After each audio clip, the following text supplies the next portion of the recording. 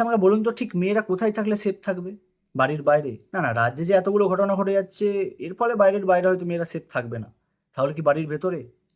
আচ্ছা, বাড়ির ভেতরেই বাড়ির লোকই যদি এরকম কুকর্ম করে মেয়ের সাথে, তাহলে ঘটনাটা শুনতে কিরকম লাগবে? খারাপ লাগছে না? ঠিক এই ঘটনাটা ঘটেছে এই হাবড়াতে, যেখানে একটি অষ্টম শ্রেণীর ছাত্রীকে তার সৎ দাদু এবং সৎ বাবা মিলে তার সঙ্গে ২ বছর ধরে কুকর্ম করে। ঘটনাটা হয়তো আমরা কেউ জানতেই পারতাম না যদি অষ্টম শ্রেণীর ছাত্রীটা তার স্কুলের শিক্ষিকাকে না বলতো। তো প্রতিদিনের ন্যায় সে স্কুলে যায় এবং স্কুলে যেয়ে মনমরা হয়ে বসে থাকে, এবং স্কুলের শিক্ষিকারা দেখে যে সে মনমরা হয়ে বসে আছে এবং তার শরীরটা খুবই খারাপ।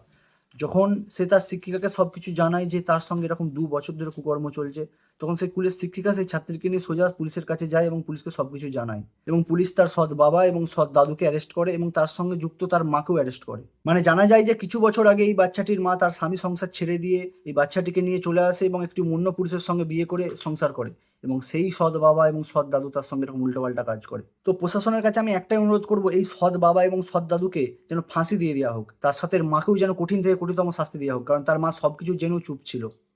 তো তোমাদের কি মতামত তোমরা অবশ্যই কমেন্টে জানাতে পারো।